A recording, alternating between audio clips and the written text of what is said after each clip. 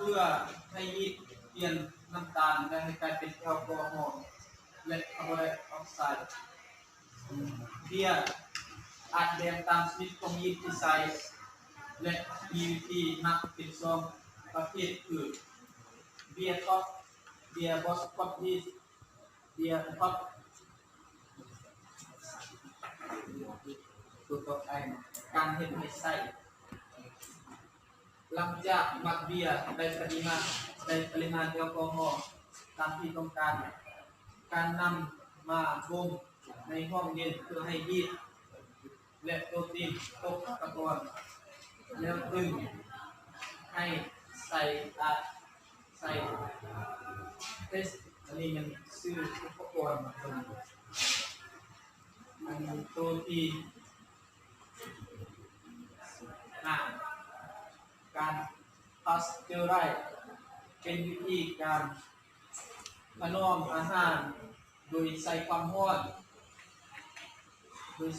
และมีวัตถุประสงค์หลักเพื่อทำลายจุลินทรีย์พาให้เกิดโรครวมทั้งจุลินทรีย์และเอนไซม์ที่ทำให้อาหารเสื่อมเสียตัวต่อไปก็คือการบรรจุเมื่อเราได้ต้นแล้วเราก็มาทอดต้นบรรจุโดยเบียร์อาจบรรจุในกระป๋องอลูมิเนียมหรือว่าแก้วสีเขียวหรือซีซ่าปิดด้วยฝาแก้วอันนี้ก็คือขั้นตอนการผลิต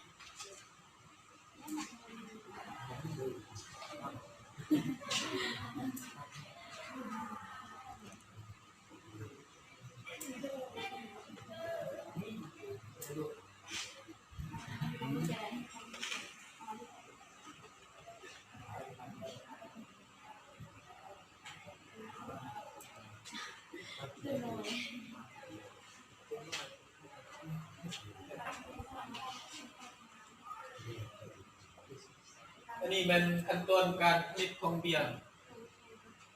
อันนี้เป็น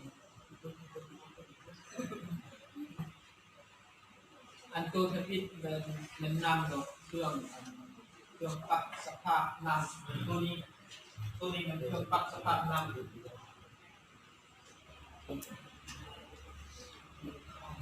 แล้วอันนี้เป็นก้อนก้อยก้อนเข้าม้วนเข้าเลยนะครับเข้าเลยจากนั้นจะมาทอดเครื่อง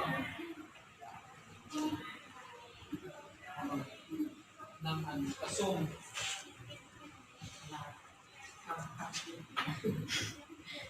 อันนี้คือการเข้าตัวตั้งตะกอน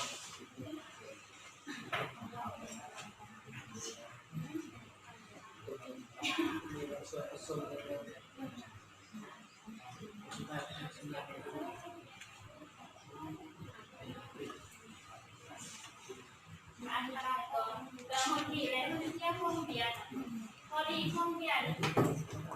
ดีก็พูดใจ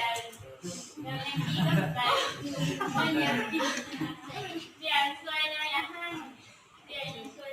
ลดคอลลาเจนเบียร์ช่วยลดลายทีเดียวเบียร์ช่วยเสริมสร้างกระดูกเบียร์ยังช่วยลดอัตราโรคลดน้ำหนักลดความเสี่ยงต่อโรคหัวใจช่วยป้องกันเส้นเลือดอุดตัน